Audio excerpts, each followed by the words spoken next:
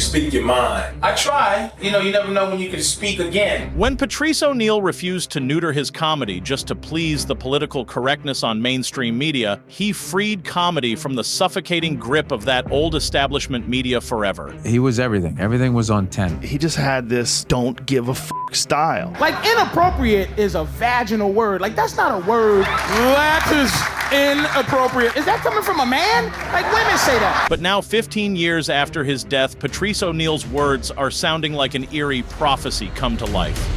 Subscribe to Elites Exposed for more, and watch how he warned against the walls of cultural sensitivity closing in on comedy as far back as 2011. I'm just trying to get us to understand, man, that you the future, okay? I'm done, but they're taking away, I'm a Neanderthal, okay?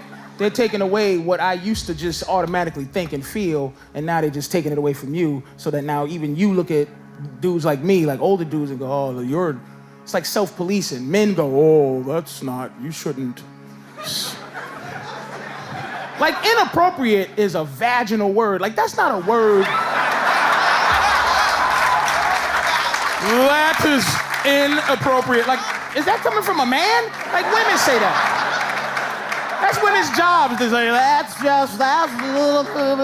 like, that's, men are supposed to do, we're here to do foul things and have you go, oh, but now where's the balance? See, it's yin and yang. The balance, you gotta liven up. And I think Patrice had one key foresight no one else had. Comedy back then was finally escaping the clutches of the corporate media, but it was being freed into a new kind of cage, the cage of cultural oversensitivity and political correctness, where the audience decentralized into millions of online strangers that could publicly shame and cancel a comedian they thought went too far. Because looking back, that's exactly what happened in the decade after he passed. But Patrice O'Neal knew that comedians are actually the spearhead of culture, and the first ones willing to take the hit around cultural topics that are too taboo for their time. So by striking down this kind of abrasive comedy, the progressives in this country would be shooting their own foot and hurting the very people trying to force open the debate for social taboos. One thing I learned about this game early is it's a lonely game. It's a lonely journey. It's really hard. What I'm trying to do is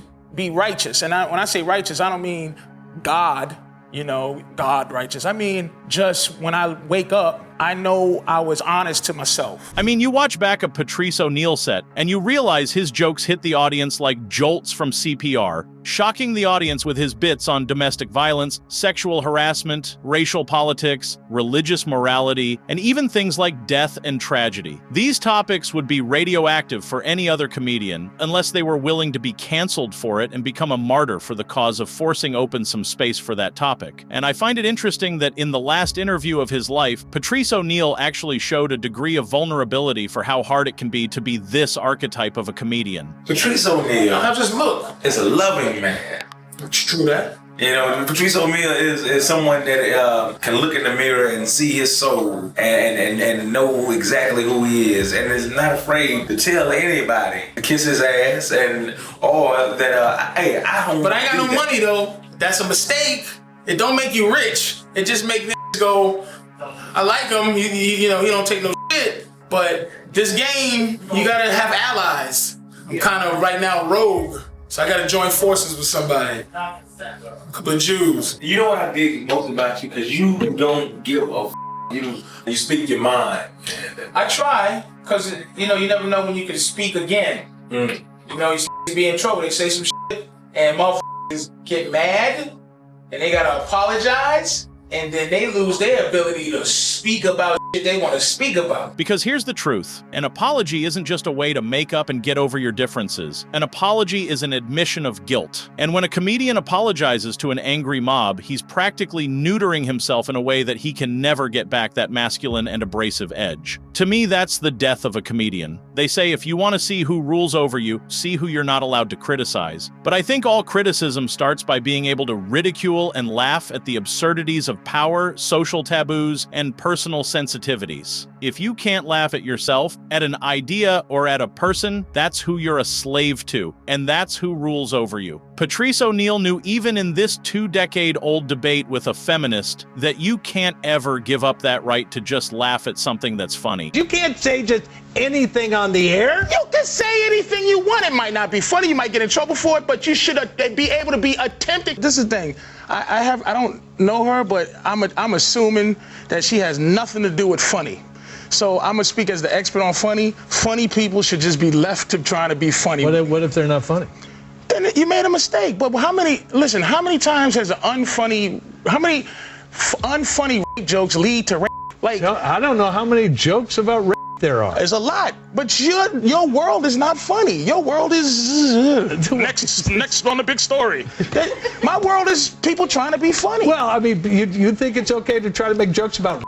I'm diabetic. I make fun of that. I'm a victim. I might lose a toe. But I'm trying to make fun of. I'm trying to make fun of anything I think I can make fun of. I think the nation is just tired. There's a new mood in the nation. What nation?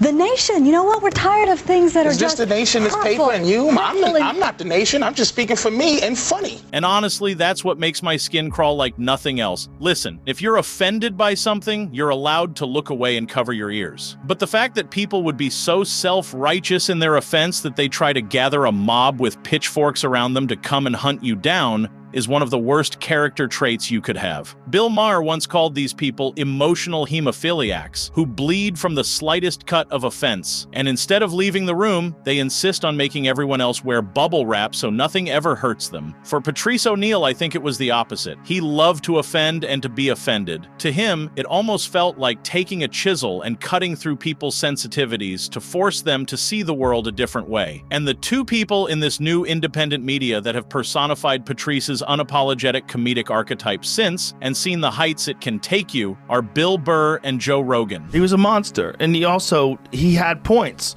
Really good psychological insight. He knew what made people tick. He knew what made people say stupid shit. Yeah. He knew what made people stumble. He was a master at understanding like how to get off controversial ideas. Yeah. But his contribution for a lot of us was he had an extra level of I don't give a f**k. He just had this don't give a f**k style. Yeah. And we all, I think, speaking for myself, I appreciate a don't give a f**k style more than any other style of comedy. Those guys didn't give a f**k.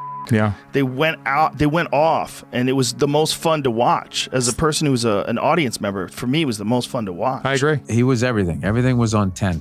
That guy was on 10. If he was being cool, he was the coolest guy you ever met. If he was being funny, he was the funniest guy you ever met. If he was being an ass, you wanted to kill him. I had all kinds of, amazing conversations just talking about life, how we ended up where we were at, how the two of us ended up being friends. I had fallen outs with them. I had like everything. I mean, it was like a mini series with that guy. So there's no real way to sum him up. But if there's one comedian that still terrifies the Hollywood establishment like no one else, that has to be Ricky Gervais. If you win, come up, accept your little award, thank your agent and your God, and f*** off. So watch here how he shoved the Hollywood elite back into their circus live on stage, and subscribe to Elites Exposed for more.